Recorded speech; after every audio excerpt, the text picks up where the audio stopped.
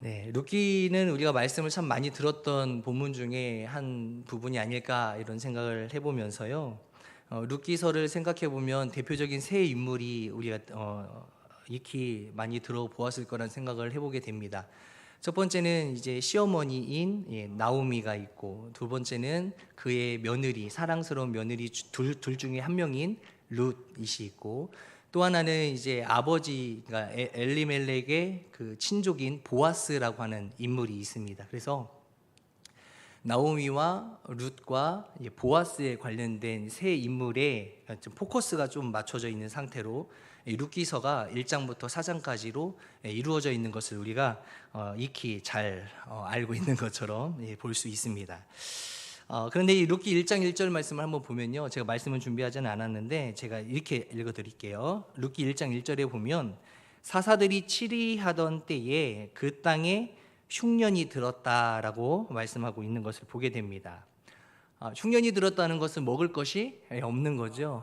먹을 것이 없다 보면 이동할 수밖에 없는 상황에 놓이게 되죠. 이때 엘리멜렉이라고 하는 사람이 자신의 아내와 두 아들을 데리고 이제 좀 이렇게 적처럼 지내는 땅이지만 그곳을 향할 수밖에 없게 되는 거죠. 바로 모압 땅에 가게 됩니다. 그래서 그 모압 땅으로 이동하게 되고 먹을 것을 찾아가다 보니까 거기까지 가게 되는 것이죠. 근데 거기서 이제 두 아들의 그 와이프, 그러니까 아내들을 만나게 되고, 이방 사람이지만 모압 여인들과 함께 이 두 아들은 결혼을 하며 살게 됩니다. 가정이 조금 더 인원이 늘어난다는 건 참 행복하고 기쁜 일이겠죠. 그런데 이 기쁨이요, 오래가지 못했다라는 것이죠. 결국은 아버지였던 엘리멜렉도 죽고 또 두 아들도 죽게 됩니다. 그럼 결국 누가 남았어요? 시어머니인 나오미와 그다음에 두 며느리가 남았죠. 그래서 여자 세 명이서 살아갈 수밖에 없는 상황에 놓여 있는 것이죠. 근데 여러분 생각해 보세요. 여기는 우리의 고향 땅이 아니에요. 이방 땅입니다. 물론 며느리들은 모압 여인들이겠지만 어머니 본인으로서는 살기 좀 쉽지 않은, 그리고 이 모압 여인들은 벌써 이 유다 사람들과 결혼을 하지 않았습니까? 그러면 그 모압 땅에서도 살아남기가 쉽지 않을 거라는 생각을 해보게 되는 것이죠. 결국은 고민 끝에 이 시어머니인 나오미가 두 며느리를 들고 고향으로 가야 되겠다 마음을 먹습니다. 그런데 이제 가던 중에 모압 여인들은 이제 과부인데, 그죠? 자신들도 이 나이든 이 시어머니를 모시는 것보다는, 그리고 가보지도 않았던 외국 땅인 유다 땅으로 가는 것보다는 아직 나이도 젊으니까 새로운 가정을 이루면서 사는 것이 어떻겠냐라는 생각을 하게 되는 것이죠. 그래서 이 며느리, 이 두 모압 여인들에게 이 시어머니는 그런 이야기를 하는 거예요. 너희들은 너희 고향으로 돌아가라. 너희들은 아직 젊다. 가정을 더 이룰 수 있다. 이런 이야기들을 하는 것이죠. 그런데 이 두 며느리 중에 한 며느리는 그 시어머니의 말씀에 순종함으로 고향 땅으로 돌아가게 되지요. 그런데 누가 남았어요? 룻이라고 하는 며느리만큼은 아닙니다. 저는 어머니를 따라가겠습니다. 어머니의 백성이 나의 백성이 되고 어머니의 하나님이 나의 하나님이 될 것입니다. 라고 고백하면서 선포하는 것이죠. 그래서 그 이야기의 그 선포의 메시지에 감동을 받은 이 어머니는 뭐 하던죠? 이 룻을 데리고 결국은 유다 땅으로 돌아가게 되는다라는 것이 바로 오늘 본문의 말씀의 앞부분들의 이야기입니다. 짧게 말씀을 드렸는데요. 그런데 먹을 것을 이제 구해야 되잖아요. 아무것도 가진 것도 없고 외국 땅으로 갔다가 먹을 것을 찾으러 갔다가 오히려 가족들이 다 뿔뿔이 흩어지게 되고 죽게 되고, 결국은 이 땅에 다시 고향 땅에 돌아왔는데 자기를 챙겨주고 먹을 것도 챙겨주고 잠자리도 챙겨주고 하는 사람들은 없었다라는 것이죠. 그래서 결국 뭐 하냐면 먹을 거를 스스로 자급자족할 수밖에 없었다라는 거예요. 이 시어머니를 위해서 이 룻이 뭐 하냐면 이제 이삭 줍기를 하는 거죠. 이삭을 줍는 거죠. 그래서 이삭을 이게 베는 자를 따라다니면서 이삭을 줍는 행위를 통해서 먹을 것을 구하고자 했다라는 거예요. 그런데 이쪽 밭 저쪽 밭을 돌아다니다 보니까 누구의 밭에 이제 들어가게 됐나요? 바로 보아스. 너무 잘하시네요. 예. 친족 보아스라고 하는 인물의 그 땅, 그 밭에 거기서 이삭을 죽게 됐다라는 거예요. 그런데 여러분 여기까지 알고 우리가 한번 보도록 할게요. 룻기 2장 8절로부터 12절 말씀인데요. 같이 함께 읽겠습니다. 시작. 보아스가 룻에게 이르되 내 딸아 들으라. 이삭을 주우러 다른 밭으로 가지 말며 여기서 떠나지 말고 나의 소녀들과 함께 있으라. 그들이 베는 밭을 보고 그들을 따르라. 내가 그 소년들에게 명령하여 너를 건드리지 말라 하였느니라. 목이 마르거든 그릇에 가서 소년들이 길러 온 것을 마실지니라 하는지라. 룻이 엎드려 얼굴을 땅에 대고 절하며 그에게 이르되 나는 이방 여인이거늘 당신이 어찌하여 내게 은혜를 베푸시며 나를 돌보시나이까 하니 보아스가 그에게 대답하여 이르되 네 남편이 죽은 후로 네가 시어머니에게 행한 모든 것과 내 부모와 고국을 떠나 전에 알지 못하던 백성에게로 온 일이 내게 분명히 알려졌느니라. 여호와께서 내가 행한 일에 보답하시기를 원하며 이스라엘의 하나님 여호와께서 그의 날개 아래의 보호를 받으러 온 내게 온전한 상 주시기를 원하노라 하는지라. 요 12절 말씀에서 여호와께서 그의 어디에 날개 아래에 보호를 받으러 온 너에게. 자, 여러분 이 날개 아래라고 하는 말을 좀 잘 기억해 주셨으면 좋겠어요. 오늘 말씀의 후반부 제 마무리할 때쯤에 이 날개라고 하는 낱말을 다시 한번 이야기를 꺼낼 거예요. 자, 여호와께서 그의 날개 아래에 보호를 받으러 온 너에게 온전한 상 주시기를 원하노라. 그러니까 너를 보호하시겠다라고 하는 거예요. 누가요? 여호와 하나님이. 예, 하나님이 보호하신다. 따라해 볼까요? 하나님이 보호하신다. 네. 자, 이 말씀을 우리가 쭉 읽다 보니까 무엇을 하나 느꼈냐면 보아스는요, 룻에 대해서 이미 소문을 듣고 알게 되었어요. 네가 네 남편이 죽은 이후에 네 시어머니에게 했던 행위라든지 이런 모든 것들을 이미 전에 들었기 때문에 그가 지금 저 모압 땅에서 온 그 며느리라고 하는 이야기를 듣자마자 네가 룻이구나라고 하는 것을 그렇게 표현한 것을 알 수 있다라는 것이지요. 자, 그러면서 시간이 좀 흘러요. 좀 시간이 흘러가면서 시어머니인 나오미가 하나의 작전을 하나 꾸미는 게 하나 나와요. 뭐냐면 룻기 3장 7절 말씀인데 보도록 할게요. 시작. 보아스가 먹고 마시고 마음이 즐거워 가서 곡식 단 더미의 끝에 눕는지라. 룻이 가만히 가서 그의 발치 이불을 들고 거기 누웠더라. 갑자기 막 생뚱맞는 잠자리 어떤 스토리가 지금 나오고 있는 것을 보게 되지요. 자, 이게 어떤 일일까요? 왜 무슨 의미일까? 시어머니 나오미가 자기의 기업물을 짜인 보아스가 오늘 추수를 다 끝내고 타작마당에서 잠을 잘 것이다라고 하는 정보를 얻고, 그래서 룻과 보아스를 결혼시키기 위해 작전을 수행하는 장면이라는 거예요. 뭐를 시키기 위해서요? 결혼. 갑자기 생뚱맞죠? 금방까지 이삭을 주워 먹으면서 음식을 구걸하는 것 정도로처럼 보여지는 먹을 것 하루하루를 연명하고 있는 것처럼 보이는 이 룻이 지금 하루아침에 이 시어머니인 나오미를 통해서 잠자리에 들어가게 되고, 이것이 왜 잠자리에 들었냐? 보아스랑 결혼시키기 위한 작전이다라는 거예요. 왜 갑자기 생뚱맞게 이런 이야기가 나왔을까? 왜 그리고 이 시어머니는 갑자기 결혼을 하게끔, 다른 사람과 결혼을 하게끔 이렇게 왜 흐름을 이렇게 몰고 가는 것일까? 우리가 좀 그거를 오늘 알려고 합니다. 사실 이 시어머니 나오미가요, 지금 계획하고 실행하는 것, 이 결혼에 대해서 실행하는 것은 이유가 있어요.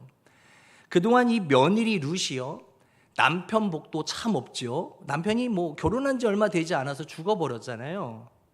예. 그리고 또 자식 복도 없어요. 자식도. 결혼했던 남편과 사이에서 아이도 갖지 못했던 거죠. 그리고 또 하나, 나이 든 시어머니를 모시고 살아야 된다라는 것. 참 시어머니 입장에서 볼 때는 며느리가 너무나도 참 감사하지만 안타까운 거예요. 안타까운 거, 불쌍한 거죠. 자기 며느리가 자기 때문에 모든 것들 허드렛 일을 다 해야 된다는 것 자체가 불쌍하고 안타까웠다라는 거예요.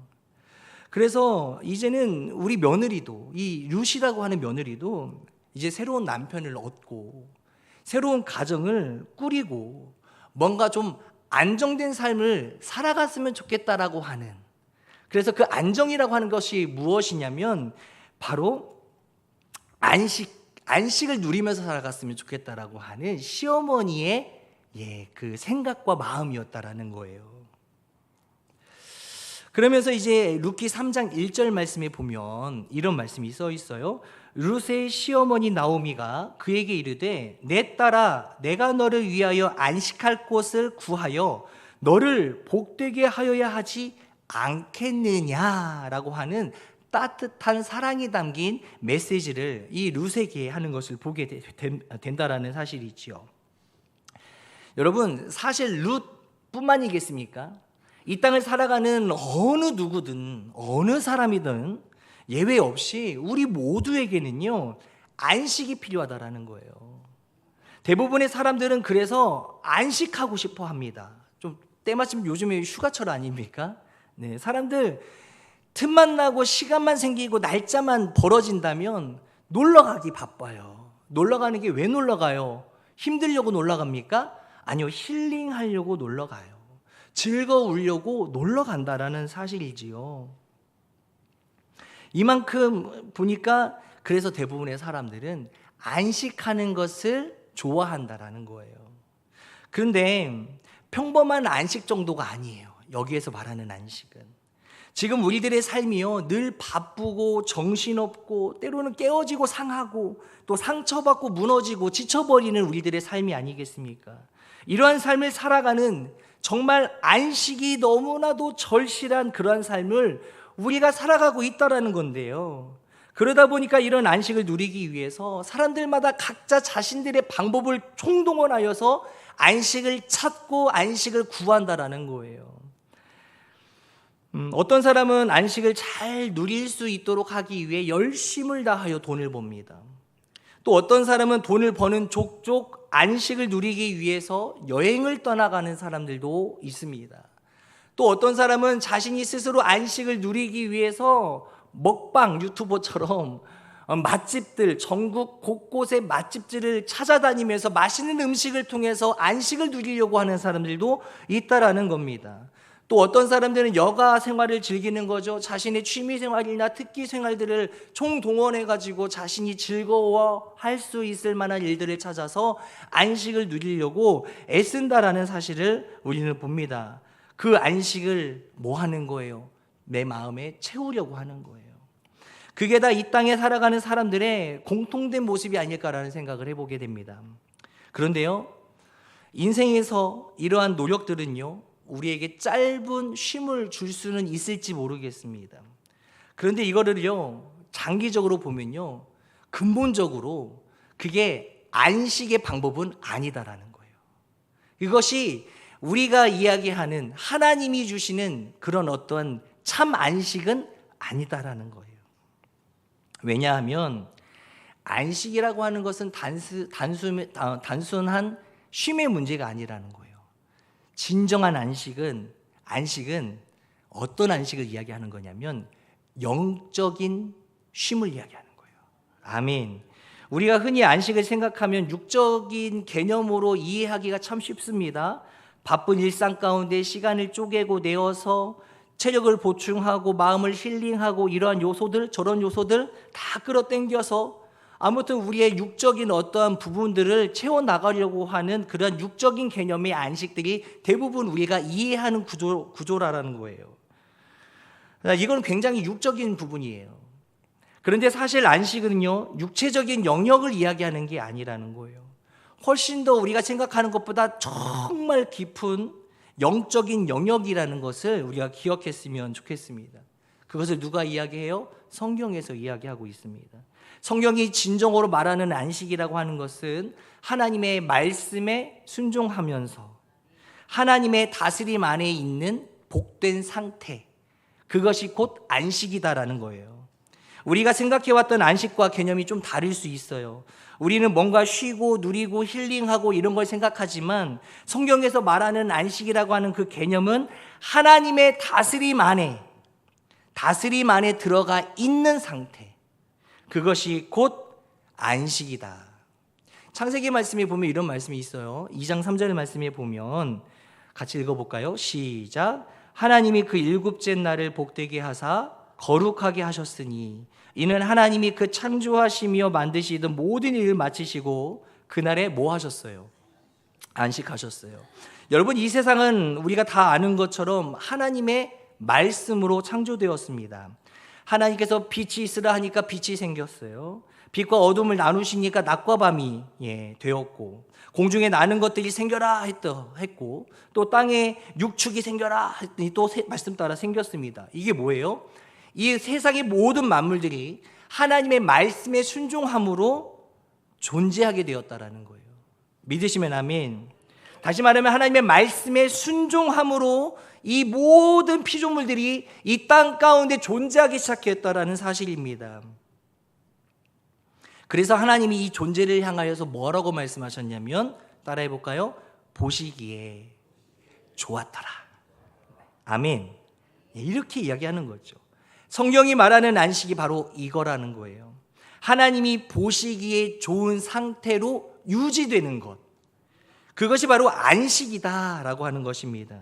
그러니 참 육적인 것이 아니라 영적인 것을 우리가 알 수 있는 것이죠. 그래서 하나님이 6일 동안 천지를 창조하시고 난 다음에 7일째 되는 날 뭐 하셨어요?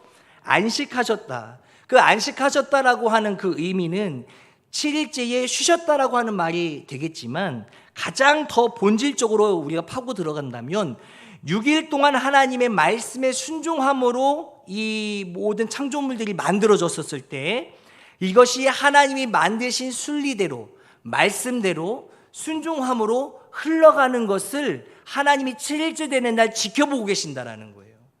하나님이 창조하신 대로 잘 흘러가니까 얼마나 보시기에 좋았을까. 그러니 하나님이 보실 때에 좋을 수밖에 없는 거예요. 그것이 말씀대로 흘러갔을 때 그것이 하나님의 말씀을 흡족하게 만들었으며, 그것이 참 안식이다라고 하는 것을 우리에게 가르쳐주고 있는 부분이다라는 것입니다. 스스로 안식하기 위해서요, 새로운 것을 무언가를 만들어내거나, 그죠? 또 새로운 어떤 시스템을 만들어가는 것이 아니다라는 거예요.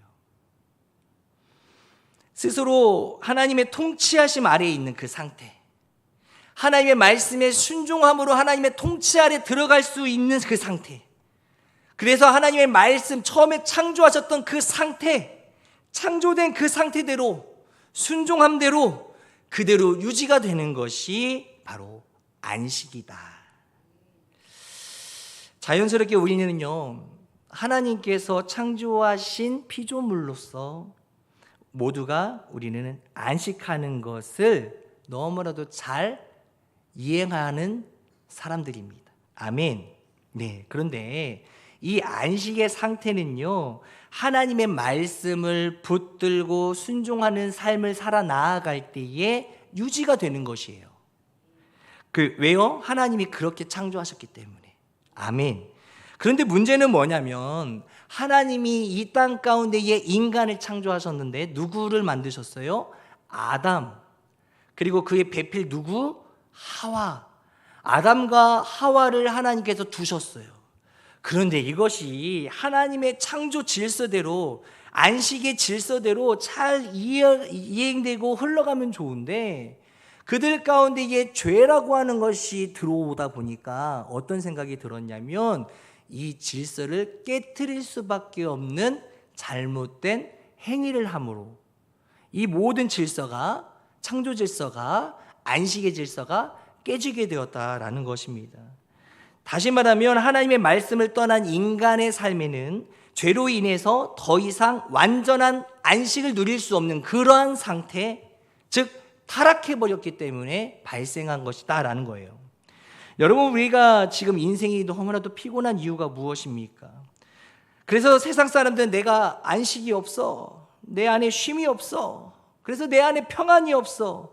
그래서 내가 지금 안식하지 못한다. 이렇게 느끼지 않습니까? 또 어떤 사람은 나는 돈이 없어서 안식을 못 누리는 거야.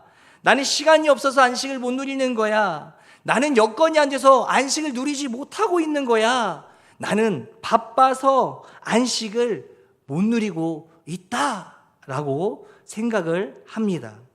그러나 우리는 하나님을 섬기는 자로서 우리들이 세상 사람들이 생각하는 것처럼 그러한 관점으로 보면 안 되는 거예요. 우리는 어떠한 관점으로 바라봐야 되냐면 우리는 믿음의 관점으로 이 세상을 바라봐야 되는 줄 믿으시기를 바랍니다. 그러니 우리는 더 이상 무엇을 하지 말아야 될까요? 내 마음이 평안이 없네. 내 마음에 경제적으로 어렵다 보니까 평안이 생기질 않네. 내가 시간에 쫓기다 보니까 내 안에 평안이 없네. 이런 말을 해서는 안 된다라는 거예요. 이런 이야기를 하는 것이 아니라 내가 말씀, 즉 하나님의 말씀에 잘 순종하며 살아가고 있는지, 내가 하나님 뜻 가운데 거하고 살아가고 있는지, 내가 하나님과의 관계를 잘 유지하고 있는지를 우리는 살펴보아야 된다라는 거예요. 무엇이 없어서, 무엇이 안 돼서, 무엇이 부족해서가 아니라 오히려 내가 참 평안이 없고 참 안식을 누리지 못할 때에는 내 스스로를 점검해야 될 필요가 있다는 사실을 기억했으면 좋겠습니다. 내가 하나님의 말씀에 잘 순종하고 있는지를 잘 체크하고 내가 하나님의 뜻 가운데 잘 거하고 있는지를 잘 체크하여서 하나님의 관계가 잘 유지되는지를 잘 확인한 뒤에, 그리고 내 안식이 왜 상태가 흐지부지되고 무너져 있고 복잡하게 얽혀 있는지를 따져가 보면 좋을 것 같다는 생각을 해보게 됩니다. 결국 무슨 말입니까? 여러분, 우리는 우리 안에 있는 이 죄의 문제를 해결하지 않고서는 우리의 삶에 완전한 안식도 얻을 수 없는 연약한 존재다라는 것이에요. 여러분, 문제가 하나 생겨요. 성경에서는요, 우리 안에 있는 이 죄의 문제를 해결하기 위해서 반드시 희생의 대가 지불이 있어야 된다라고 이야기하고 있습니다. 죄의 문제를 해결하는 게 쉽지 않다라는 것을 이야기하고 있는 부분인데요. 반드시 우리의 대가를 지불해야 죄의 문제가 해결되도록 하나님이 그렇게 우리를 창조하셨다라는 거예요. 창세기 2장 17절 말씀 한번 볼게요. 시작. 선악을 알게 하는 나무의 열매는 먹지 말라. 네가 먹는 날에는 반드시 죽으리라 하시니라. 6장 23절 로마서 한번 볼까요? 로마서 6장 23절. 로마서 6장 23절. 죄의 삭은 뭐라고 써 있습니까? 사막이다. 어떻습니까? 여러분, 성경에서 분명히 이야기하고 있어요. 우리 안에 죄의 문제가 해결되지 않으면 안식을 얻을 수 없는데, 이 죄의 문제를 해결하기 위해서 반드시 필요한 것이 무엇이냐면 희생의 대가라고 하는 것이에요. 죄의 값을 치러야 된다는 것. 이게 얼마나 힘들고 우리들의 삶에 있어서 곤란한 이야기입니까? 그런데요, 너무나도 감사하게 하나님께서 그 값을 치를 수 있는 방법을 우리에게 제시해주고 계신다라는 것입니다. 여러분, 구약 시대를 우리가 좀 이렇게 구약 성경을 쭉 살펴보면 많이들 읽어보셨겠지만, 하나님이 이스라엘 백성들에게 안식을 회복하는 방법으로 뭐를 알려주셨냐면 희생 제물을 통한 제사예요. 그 희생 제물의 핏값으로 대신 대가로 여겨주셔서 우리에게 안식을 주시는 것을 허락해 주셨다는 사실입니다. 레위기 1장 4절 말씀에 이렇게 나와 있어요. 그는 번제물의 머리에 안수할지니 그를 위하여 기쁘게 받으심이 되어 그를 위하여 속죄가 될 것이라.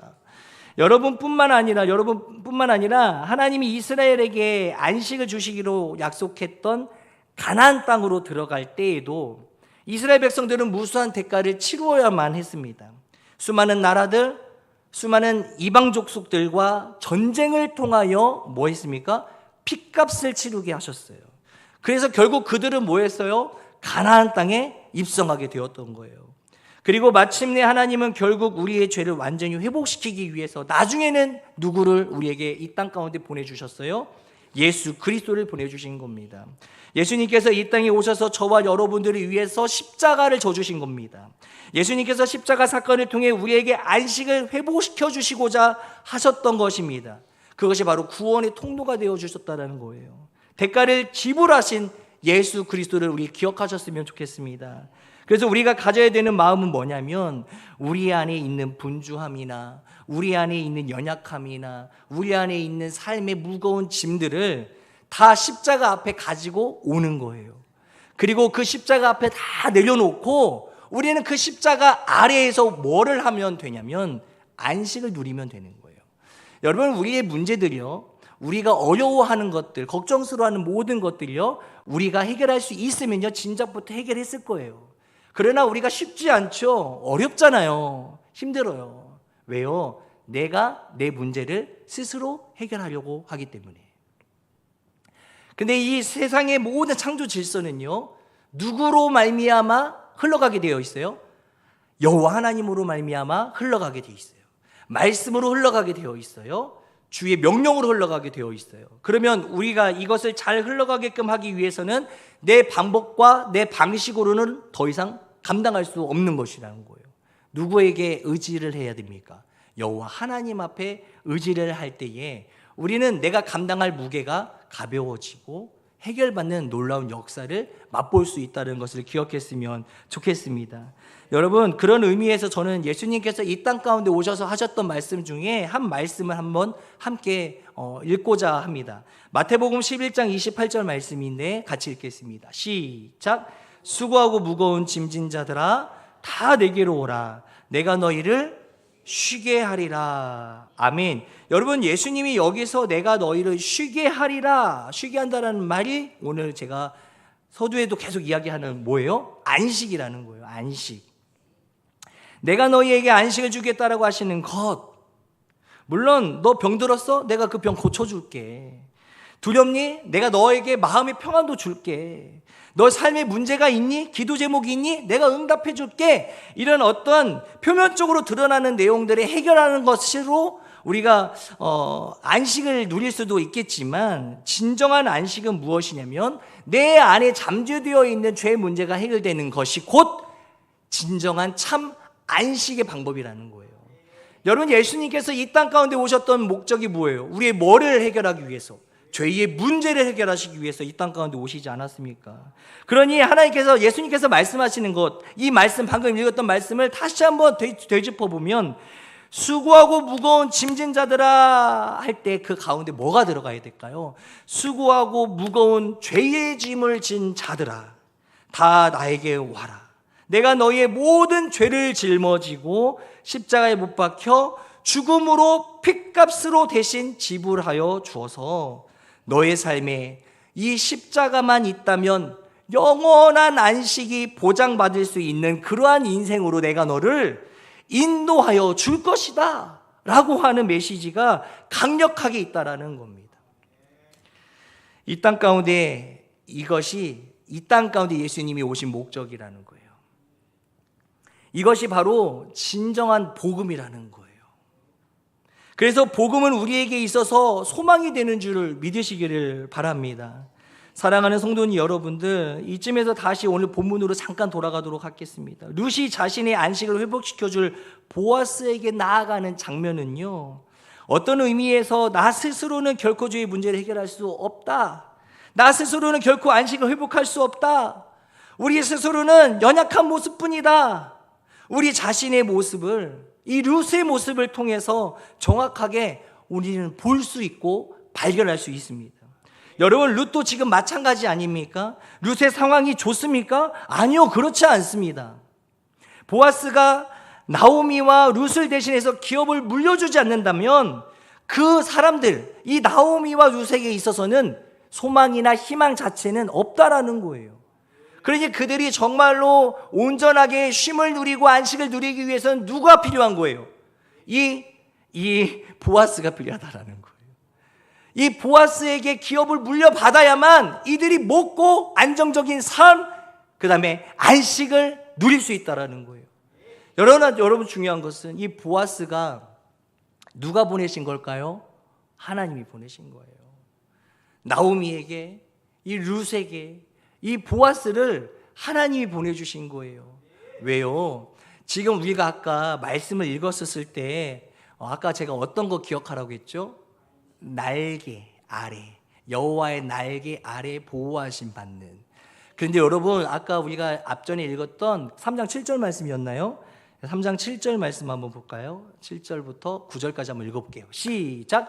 보아스가 먹고 마시고 마음이 즐거워가서 곡식단 더미의 끝에 눕는지라 룻이 가만히 가서 그의 발치 이불을 들고 거기 누웠더라. 8절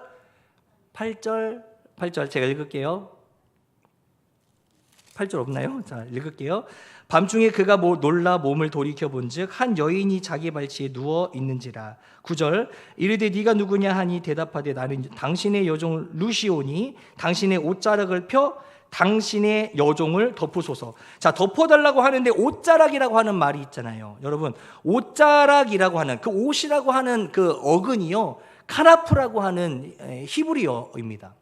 카나프라고 하는 히브리어 뜻이요, 옷이라고 하는 해석뿐만이 아니라 어떤 것으로 해석이 되냐면 날개로 해석이 돼요. 그러니까 여러분이 옛날부터 우리나라 그런 속담이 있잖아요. 옷이 날개다라고 하는 말이 괜히 있는 말은 아닌 것 같아요. 생각해보니까 그렇더라고요. 그러니까 이 옷이라고 하는 카나프라고 하는 것이 날개라고 하는 뜻도 같이 포함하고 있는데요. 여러분, 여호와께서 날개 아래 그들을 두어서 보호하시는 것처럼 이 지금 오며 가며 어떻게 살아나가야 될지 장기적으로 보았을 때에는 희망이 없어 보였던 이 여인들에게 이 보아스, 기업 물려주는 이 보아스가요, 그들에게 있어서 보호자가 되었다라는 거예요. 여러분, 룻이 그를 찾아갔잖아요. 보아스를 찾아간 거예요. 내가 당신의 기업 물을 자가 되게 해주세요. 이 말은 프로포즈처럼 보이지만 프로포즈 맞죠. 그런데 이제 더 중요한 것은 무엇이냐면 당신이 나의 보호자가 되어주기를 간절히 원합니다라고 하는 고백이라는 거예요. 여러분, 이 모습이요, 이 보아스를 향한 이 룻의 모습이요, 이 고백이요, 우리들의 고백이 되기를 원해요. 여러분, 이 보아스를 향하여 보호자가 되어줄 보아스를 찾아갔던 이 룻의 마음이요, 우리들의 마음이 되어서 우리도요, 보아스처럼 보호자가 되어줄 수 있는 예수 그리스도, 아멘, 예수 그리스도에게 더 나아갈 수 있게 되는 그런 고백을 하는 우리 모두가 되기를 간절히 원합니다. 너무 길어졌지만 오늘 말씀을 좀 마무리하려고 합니다. 여러분, 다른 것을 의지할 때에는요, 나에게 참 평안과 안식은 기대할 수 없어요. 그러나 누구에게 나아올 때, 우리 예수 그리스도 여호와 하나님 앞에 나아올 때 우리의 문제는 해결받을 수 있는 가능성과 희망이 생긴다라는 거예요. 참 그 가능성과 희망이 하나님을 통하여 이루어질 수 있다는 것 자체가 우리에게는 참 감사가 아니겠습니까? 하나님이 안 계셨다면 우리는 이 문제를 해결할 수 있는 방법이 이 세상에는 없습니다. 그러나 하나님이 계시고 하나님이 우리에게 알려주시잖아요. 야, 보아스를 찾아왔던 룻처럼, 보아스를 생각해냈던 나오미처럼 너희들도 예수 그리스도를 떠올리기를 간절히 원한다. 아멘. 오늘의 말씀의 주제가 무엇이었습니까? 여러분, 오늘 말씀의 주제가 당신의 여종을 덮으소서. 여러분, 우리에게요, 하나님의 사랑으로 덮어지기를 원합니다. 하나님의 보호하심으로 덮어지기를 원합니다. 하나님의 은혜로 덮어지기를 간절히 원합니다. 그러한 인생과 삶이 우리의 삶이 되기를 간절히 원합니다. 제가 기도하고 마치겠습니다. 하나님 감사합니다. 나오미와 룻과 보아스를 통하여 살아계신 여호와 하나님을 의지하는 방법을 배울 수 있도록 인도하여 주시니 감사합니다. 우리의 연약한 믿음 때문에 하나님 앞에 더욱 가까이 나아가지 못했던 지난 날들을 용서하여 주시고 회개하오니 주님 도와주시고 긍휼을 베풀어 주셔서 저의 죄의 문제를 예수 그리스도를 통하여 해결받는 은혜가 있게 인도하여 주시옵소서. 여호와 하나님의 날개 아래 보호하심, 그것이 우리 가운데도 임하기를 간절히 원하오니 주여 임하여 주시고 도와주시옵소서. 거룩하신 예수님 이름으로 기도드렸습니다. 아멘. 하나님께 영광의 박수 올려드리겠습니다.